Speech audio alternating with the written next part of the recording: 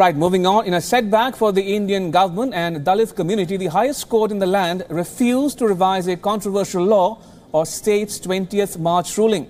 That ruling had triggered widespread protests on Monday across the country, which claimed 11 lives.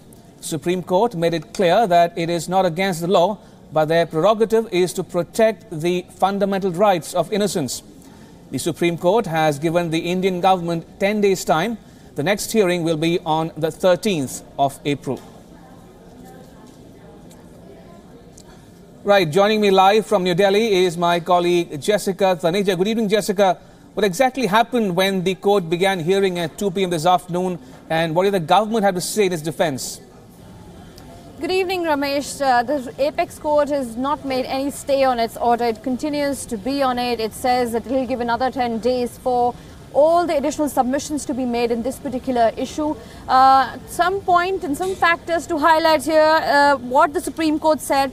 In fact, the Attorney General for the Government of India said that community is being discriminated against, and statistics suggest that there were around 46,437 offences that have been registered against the SC/ST and the marginalised community people. So this was exactly what the government's point was, even earlier when we pointed out in the review petition. But the Supreme Court today made some very, very clear observations. They said, we're not denying anybody any rights, we're just looking at the other procedures prescribed under the law.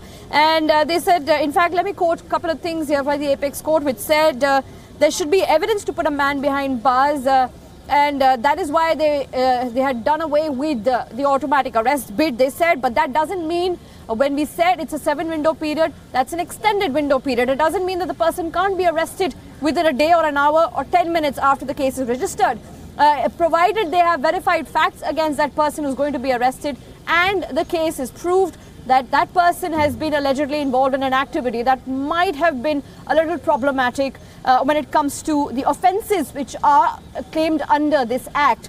Also to point out, the Supreme Court made some very strong statements. It said people haven't read the order the Supreme Court gave out, specifically when it came to this SC/ST Atrocities Act of 1989. It said that vested interests are benefiting from it, which certainly gives us a reason to ponder over the fact that the Supreme Court says its judgment is valid. It has to protect innocent people as well from getting in these criminal procedures.